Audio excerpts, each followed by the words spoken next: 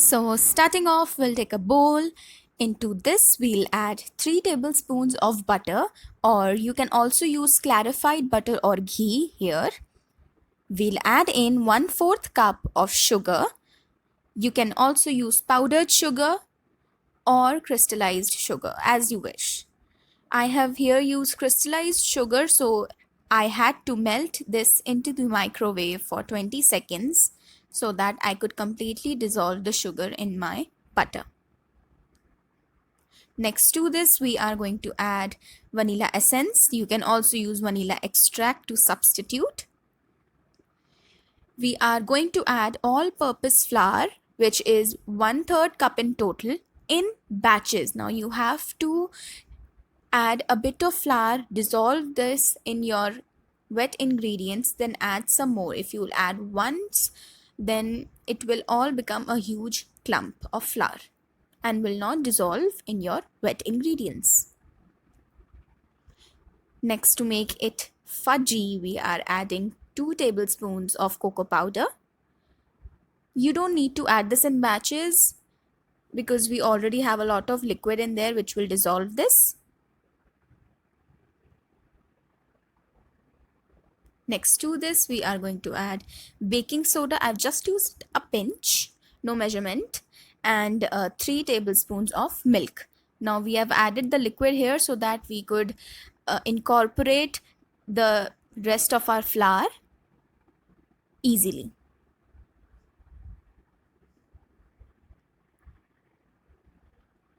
You need to mix this, and once you have done mixing, you will notice that all of this will come into one mass. So that's your cookie dough.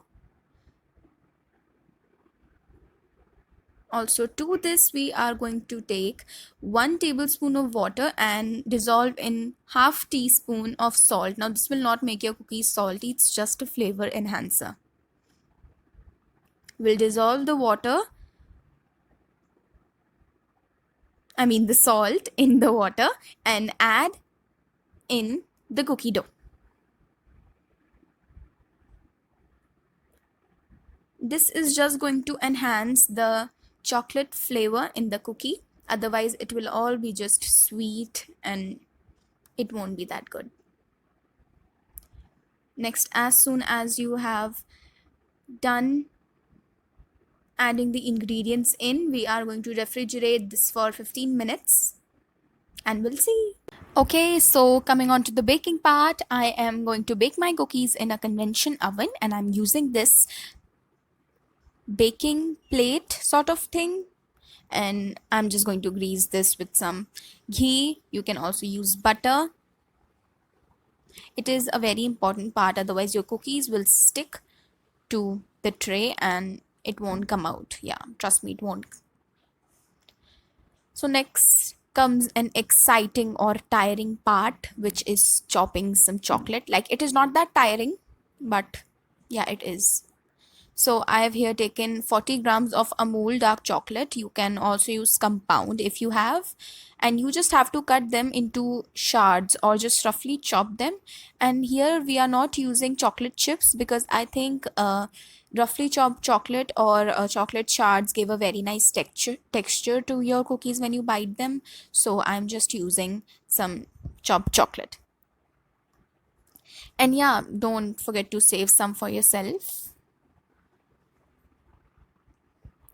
So our cookie dough is nice and chilled. It is a bit crumbly, and you can see if you push your fingers into it, it won't stick, which is a good sign.